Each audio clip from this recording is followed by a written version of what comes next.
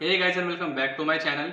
I am CA aspirant Kashif Mansoori and I cleared my CA foundation in very first attempt and now I am preparing for my CA intermediate. इस video में हम बात करेंगे कि अगर किसी student को CA बनना है तो वो कैसे बन सकता है और CA के लिए क्या एडमिशन प्रोसेस है, क्या एलिजिबिलिटी है, कितना ड्यूरेशन लगता है, कितनी टोटल कॉस्ट लगती है, क्या पासिंग क्राइटेरिया है और कितनी सैलरी एक CA की होती है स्टार्टिंग की, ये सब हम इस वीडियो में डिस्कस करने वाले हैं। तो इस वीडियो को लाइक कर दो और अभी तक चैनल को सब्सक्राइब नहीं किया आपने तो चैनल को सब्सक्राइब कर दो क्योंकि ऐसे ही CA रिलेटेड वीडियो हम आपके लिए लाते रहते हैं। तो सबसे पहले बात करते हैं एलिजिबिलिटी के बारे में।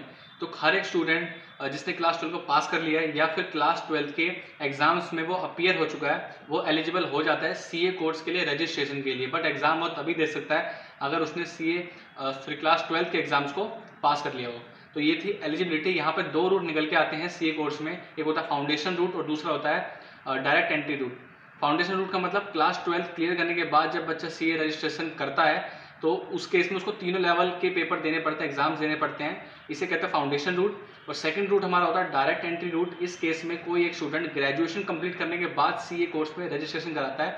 इस केस में उस स्टूडेंट को फर्स्ट लेवल फाउंडेशन लेवल नहीं देना पड़ता, वो स्किप हो जाता है ऑटोमेटिकली, सीधा इंटर के लेवल में उसको एंट्री मिल जाती है। तो नेक्स्ट पॉइंट है हमारा कितने स्टेजेस होते हैं CA कोर्स में और कितनी ड्यूरेशन लगती है। तो मेन 4 हमारे स्टेजेस हैं, CA foundation, CA intermediate, articleship and CA final. CA foundation की बात करें तो ये 6 मंथ्स के पीरियड का होता है एंड उसके बाद CA इंटर लग जाता है, वो 1 ईयर का होता है, तो यहाँ 1.5 ईयर हो जाते हैं। उसके बाद आर्टिकलशिप ट्रेनिंग करनी पड़ती है हमें किसी फर्म में, किसी कंपनी में। 3 इयर्स की वो ट्रेनिंग होती है जिसमें हमें सिखाया जाता है कि एक CA बनने के बाद हमें काम कैसे करना है और क्या काम करना है। तो ये यहाँ पर 3 साल की ट्रेनिंग एंड 3 साल की ट्रेनिंग कंप्लीट करने के बाद 6 मंथ का CA फाइनल एग्जाम देना पड़ता है। टोटल मिला के 5 ईयर्स का ये हमारा कोर्स हो जाता है। अब चलते हैं अपने नेक्स्ट पॉइंट की ओर। नेक्स्ट हमारा पॉइंट है पासिंग क्राइटेरिया एंड एग्जाम्स के बारे में। तो CA फाउंडेशन में टोटल 4 एग्जाम्स होते हैं जिसमें से 2 सब्जेक्टिव एंड 2 ऑब्जेक्टिव होते हैं। CA इंटरमीडिएट की बात करें तो यहाँ पे 8 एग्जाम्स होते हैं टोटल, जिसमें से सारे सब्जेक्टिव होते हैं, कोई भी ऑब्जेक्टिव पेपर नहीं होता। एंड उसके बाद CA आर्टिकलशिप आती है जिसमें कोई एग्जाम नहीं होता, 3 ईयर की ट्रेनिंग होती है जो आप किसी कंपनी में करते हैं या किसी CA फॉर्म में करते हैं, इसमें कोई एग्जाम नहीं होता। एंड ट्रेनिंग कंप्लीट करने के बाद ही 6 मंथ के अंडर आपको CA फाइनल का एग्जाम देना पड़ता है जिसमें टोटल 8 सब्जेक्ट होते हैं और सारे सब्जेक्टिव होते हैं। इन तीनों ही लेवल में हर एक एग्जाम 100 मार्क्स का होता है।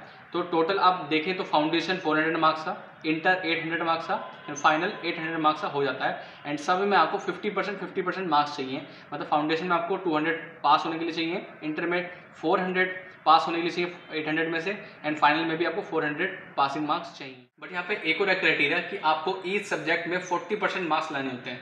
फॉर एग्जाम्पल हम फाउंडेशन से समझें, जैसे आपको 400 में से 200 चाहिए पास होने के लिए। मान लो आपके 40 से अबव सब में आ गए बट एक सब्जेक्ट नहीं आ पाए 40 से अबव, लेकिन आपका एग्रीगेट 200 बन गया तो आप पास नहीं होंगे क्योंकि एक सब्जेक्ट में आपके 40 से अबव नहीं है। और दूसरा केस लेते हैं कि हर सब्जेक्ट में आपके 40 से अबव है बट आपका एग्रीगेट 200 नहीं बनता, तो आप तब भी पास नहीं कहलाए जाएंगे। आपको दोनों क्राइटेरिया फुलफिल करने पड़ेंगे पास होने के लिए। तो ये था हमारा पासिंग क्राइटेरिया और एग्जाम्स के बारे में। तो नेक्स्ट पॉइंट है हमारा कि CA बनने में टोटल कॉस्ट कितनी लग जाती है एक स्टूडेंट की। तो CA कोर्स में 3 तरह से फीस ली जाती है स्टूडेंट से। First registration fees, second exam fees and third coaching fee. तो अगर हम CA फाउंडेशन में बोलें तो 10,000 रजिस्ट्रेशन फीस ली जाती है और एग्जाम फीस 1500। और CA इंटरमीडिएट में ये रजिस्ट्रेशन फीस हो जाती है 18,000 अगर हम बहुत ग्रुप की बात करें, और एग्जाम फीस हो जाती है 3,000। CA फाइनल में 22,000 registration fees and exam fees 3,000। तो टोटल यहाँ पे मिला के 57,500 हमारी टोटल फीस हो जाती है। लेकिन अगर आप कोचिंग भी साथ साथ लेते हैं तो कोचिंग का अराउंड 1,50,000 खर्चा आ जाता है जिसमें आपके 3 लेवल की कोचिंग आराम से हो जाती है। तो यहाँ पे अगर हम काउंट करें टोटल 2,07,500 आपकी टोटल एक्सपेंडिचर होगा CA कोर्स CA बनने में, जो मुझे नहीं लगता इतना कॉस्टली है अगर हम किसी और कोर्स के कंपैरिजन में देखें जैसे MBA IIT वगैरह। नेक्स्ट पॉइंट है हमारा कि एक CA की सैलरी कितनी होती है। वैसे तो एक CA 3 इकोनॉमिक एक्टिविटीज़ में परफॉर्म कर सकता है, वो अपना बिजनेस भी ओपन कर सकता है, अपनी सर्विस भी दे सकता है as a practice chartered accountant, और किसी कंपनी या CA फॉर्म में एज अ जॉब भी कर सकता है एज अ CA। अगर कोई स्टूडेंट CA बनने के बाद जॉब करना सिलेक्ट करता है कि उसको जॉब करनी है, तो ये डिपेंड करता है कि वो किस फॉर्म में या किस कंपनी में जॉब करता है। फॉर एग्जाम्पल अगर कोई स्टूडेंट CA बनने के बाद बिग 4 जैसी फॉर्म में एज अ CA जॉब करता है तो उसकी salary 15 lakh to 20 lakh per annum भी हो सकती है, और यही salary 9 to 12 lakh per annum होगी अगर वो किसी मिड साइज फर्म में या स्मॉल साइज फर्म में एज अ सीए जॉब करेगा। सो आई होप आपको सब इन्फॉर्मेशन अच्छे से समझ में आ गई होगी। अगर फिर भी कोई डाउट हो तो आप कमेंट सेक्शन में कमेंट करके पूछ सकते हैं, या मुझे आप डीएम कर सकते हैं इंस्टाग्राम पर, लिंक डिस्क्रिप्शन बॉक्स में गिवन है। So that's for all this video friends. अगर आप वीडियो आपको अच्छी लगी है तो वीडियो को लाइक जरूर कर देना, and make sure you subscribe to my channel and press the bell icon for latest updates. See you in the next video.